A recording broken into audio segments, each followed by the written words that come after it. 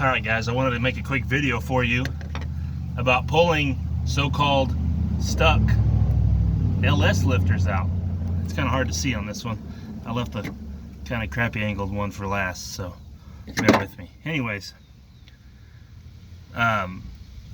pulling these lifters out because I had rocker and push rod failure. Not failure, but they were excessively worn, and I'm not going to put junk back in my motor. So I couldn't get the lifters out, and I thought, how can I get them out? And why are they sticking in?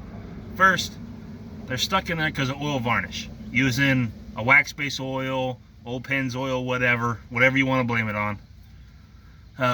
It's just that. It's simple. How do we fix it? We get some brake cleaner down in there and let it sit, let it penetrate that varnish, and they should slide right out. That last one slid right out in about maybe 5 seconds. That one, I had to work it for 5 minutes. So all I did was spray this. It's been sitting for about 5 minutes. I just gave it a good liberal coating of brake cleaner to where it had a little puddle in the bottom, and that puddle went down in the little recess in the side and creeped down into the base where all the varnish is. It's just that simple. So I legit have not pulled this, tried to deal with it, but see how free it moves? It should be pretty easy. But now that I say that, it's gonna bite me in my ass. Watch here. Let me get this out of your way. Hopefully it'll give us a little bit better view. Bad part about lifted trucks, you gotta stand on stuff to work on motors. All right, let's see. Yeah, she spins freely, but she doesn't pull out very nice. So just get you a half decent. These are just a cheap pair of pliers, needle nose. So a better pair would do better work. Let me hit that with some more brake cleaner now that we got her started going. And just give it a good dose of that. Don't worry, the oil's getting changed, and then we'll re-pressurize the system before we start the motor. All right. Oh, so much better already. All right, let's work this back and forth, up and down, rotation. Okay, we got a stuck spot. Let's just work it. And sometimes they'll come out real easy, and sometimes they'll try to whoop your ass.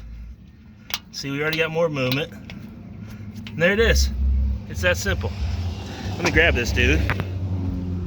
Sorry for all the traffic. I work outside. I'm not some fancy big shot that works in the shop. Okay. You could see our varnish where it was stuck on here, and all we did was loosen all that junk up from the base of this where it wasn't necessarily always in the bore. That's it. Let that stuff creep down in there, kill that stuff. I used regular junk O'Reilly's brand, non-chlorinated. So simple. It's a couple minute fix. It was either that or pull the motor out, or try to fish it through the cam after you pull the cam bore, or through the cam bore after you pull the cam out. And I don't know about y'all, but I am not a good fisherman. What I am is, I do have a good amount of patience with working with cars, which a lot of people don't.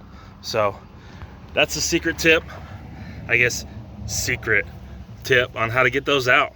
Just be patient. Let that stuff, you can see, all it does is sit in there, just right here. You can see just all that sludge and that buildup and that varnish. So it's just the base of whatever is settled out of that oil and all the impurities and the junk in your oil over the years. This truck's got 160,000 miles on it.